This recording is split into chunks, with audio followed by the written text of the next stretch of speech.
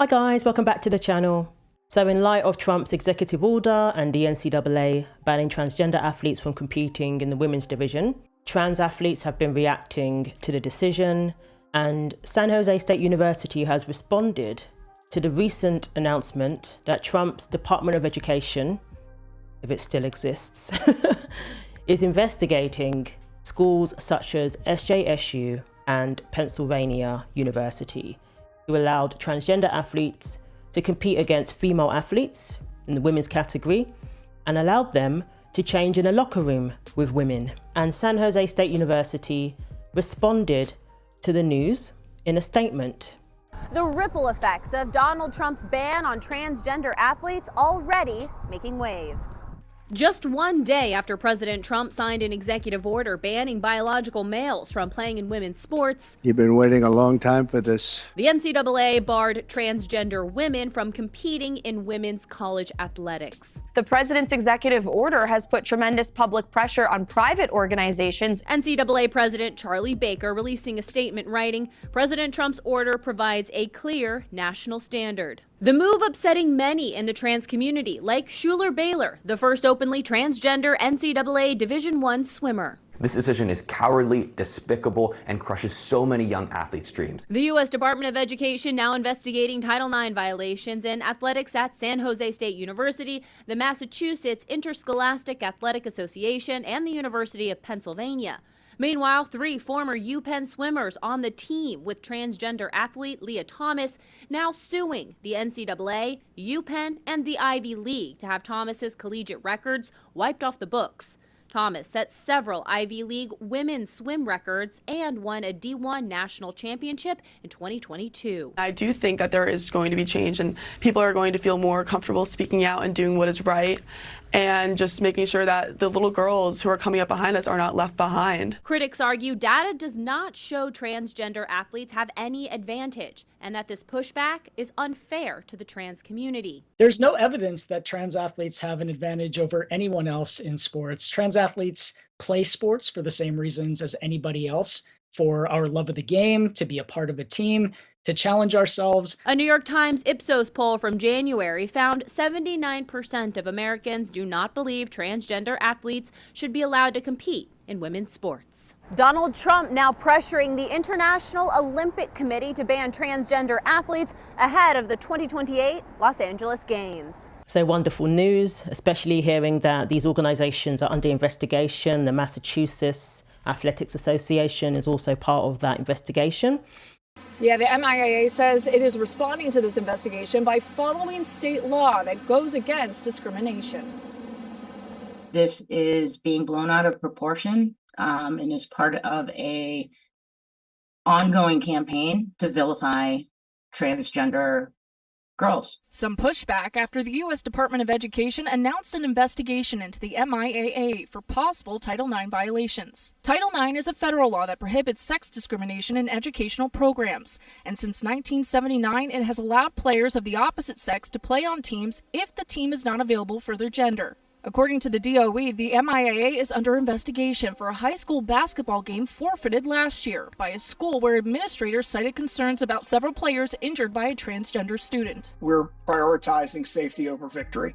The superintendent of the Dighton-Rehoboth Regional School sharing his support after a female field hockey player from his district was hurt during a game, taking a shot to the face by a male player on the opposing team. There was an outcry directed towards the MIAA about why there can't be some safety measures put in place. The DOE's investigation into the MIAA comes on the heels of President Donald Trump's Keeping Men Out of Women's Sports executive order. The Office of Attorney General Andrea Campbell responding to the investigation are state anti-discrimination laws, including those that protect transgender students and student athletes, remain in effect and enforceable. With this guidance in mind, the MIAA says it will adhere to its legal obligations pending any determination by the courts of which law is applicable. Those who want to see the changed rules explain safety is their primary concern. When you have to go into a game knowing that, gender is a factor, I think it takes the enjoyment out of it. I think it increases the level of concern for the players, for the coaches. Others argue safety is not a gendered issue. Perhaps you shouldn't play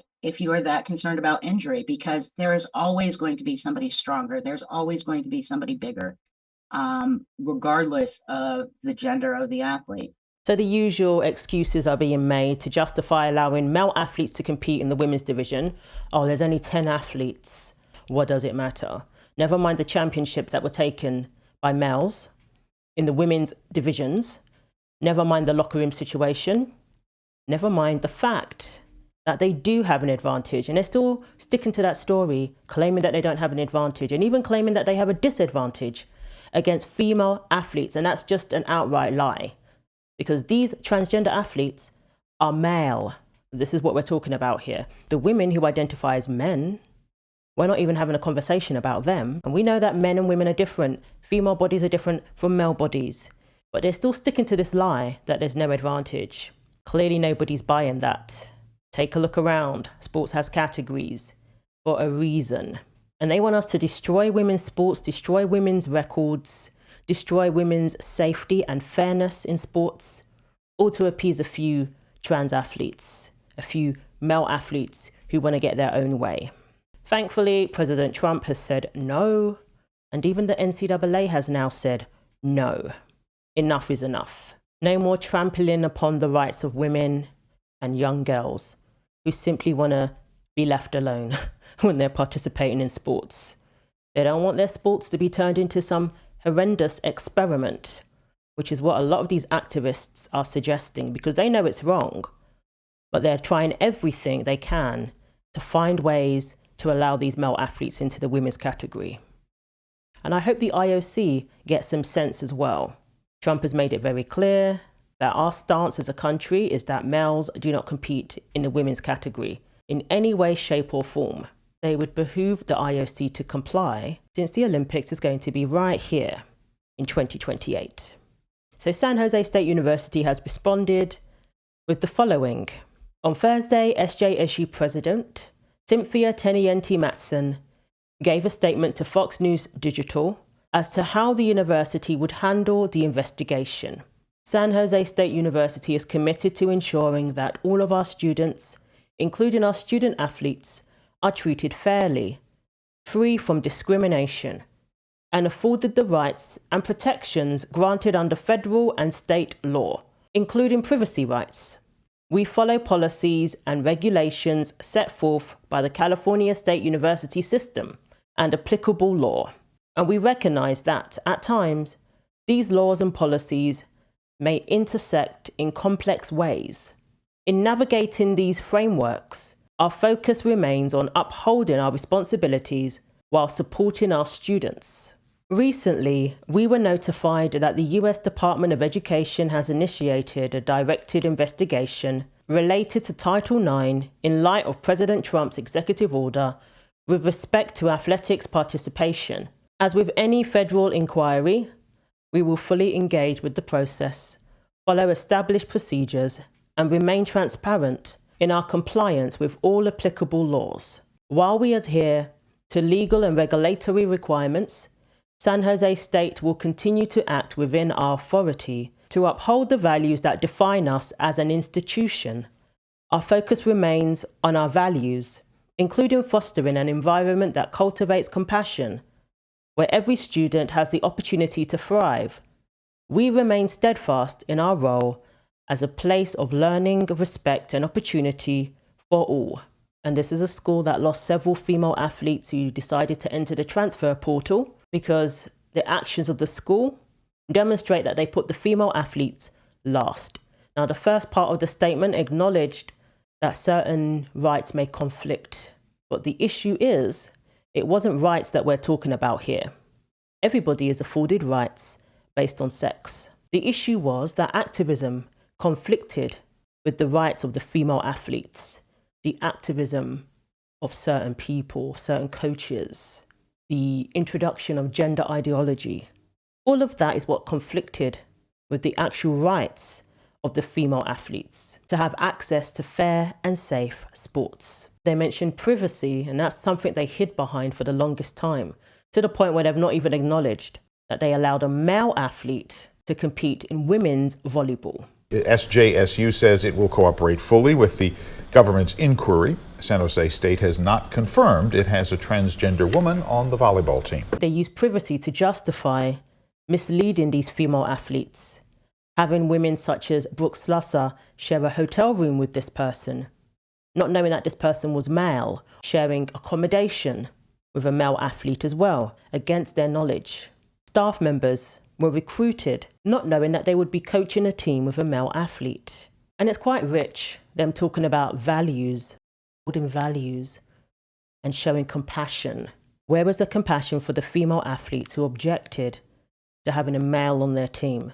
Where was the compassion for the female athletes who didn't want to put themselves in danger by competing against a team with a male athlete?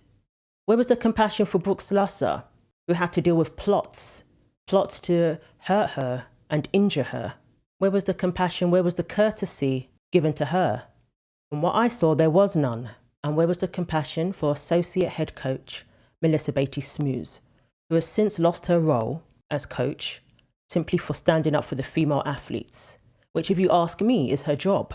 She is the first one to file a Title IX complaint. And instead of looking into it and treating it as a matter of urgency to address the clear issues that the school had when it came to the handling of this situation, they suspended her and eventually fired her.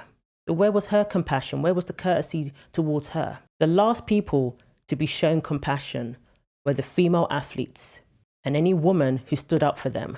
The San Jose State incident exemplifies the problem with transgender athletes competing in women's sports. Fleming's teammates described the season as traumatizing.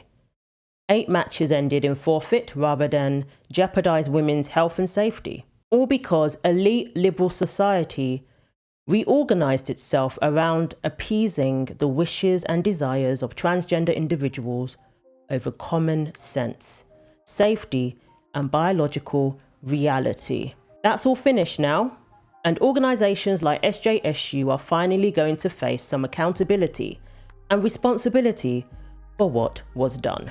So I hope these investigations result in some much overdue accountability, but also highlights the full extent of what happened to these female athletes and coaches like Melissa Beatty-Smoos who stood up for them. The silencing, the gaslighting, the pressure that was put on them, and the threats of losing their scholarships, for example, threats of being called a bigot, being labelled. All of that needs to come out as a result of this investigation too. And these mistakes must never be repeated again. So let me know what you think. Thanks for watching. Like, comment and subscribe. Take care of yourselves, and God willing, I will see you in the next video.